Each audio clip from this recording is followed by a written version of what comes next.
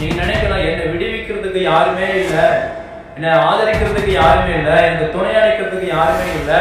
நான் சொல்றேன், வேதம் சொல்லுது, உங்களுக்கு அவர் நின்று உங்களை விடுவிக்கிறவர், உங்கள் கூட இருந்து உங்களை விடுவிக்கிறவர், உங்களை கூட இருந்து பாதுகாக்கிறவர். அதனால வசந்த வாசம் அவையிலிருந்து கர்த்தர் நின்று விடுவிக்கிற தேவன். அவர் எதிரையோ விஷயத்துல நம்ம யார் மனிதர்கள் மூலமா கட்டப்பட்டு கிடக்கலாம், மந்திரத்தால கட்டப்பட்டிருக்கலாம், செய்வனையால கட்டப்பட்டிருக்கலாம், கடன் பிரச்சனை இருக்கலாம், வியாதி இருக்கலாம், வேலைவினம் இருக்கலாம், தரித்திரம் இருக்கலாம். ஆனா அவைகளை யாரு நிக்கணுமா? கர்த்தரை நிக்கணும்.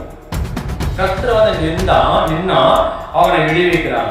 கர்த்தர் நல்லவர். அல்லேலூயா. அப்ப விடுவிக்கப்பட வேண்டும்னா நீங்க என்னவா இருக்கணும்? நீதிமானா இருக்கணும். நீதிமானா இருந்தாதான் உங்களை கர்த்தர் விடுவிப்பாரு. நீங்க எல்லா குற்றங்களையும், எல்லா தவறுகளையும், எல்லா பாவத்தையும் செஞ்சுட்டு கர்த்தாவே நீ விடுவீங்கன்னா அவர் பாவத்துக்கு துணை போகிற தேவன் அல்ல.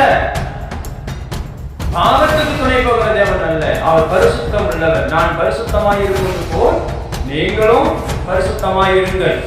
அவர் பரிசுத்தமான தெய்வமாய் இருக்கிறதுனால அவர் பாவத்துக்கு துணை போகிறவர் அல்ல. ஆமென். அல்லேலூயா. ஒரு மனுஷன் அடிக்கடிக்கு சாவ போறேன்னா கடவுள் ஒரு வழியை 2 வழியை கொடுப்பாரு. தொடர்ச்சி முயற்சி பண்ணிக்கிட்டே இருந்தா விட்டுட்டு போயிட்டே இருப்பார். அவ்வளவுதான், நீ போனா போய் வைப்பான்னு.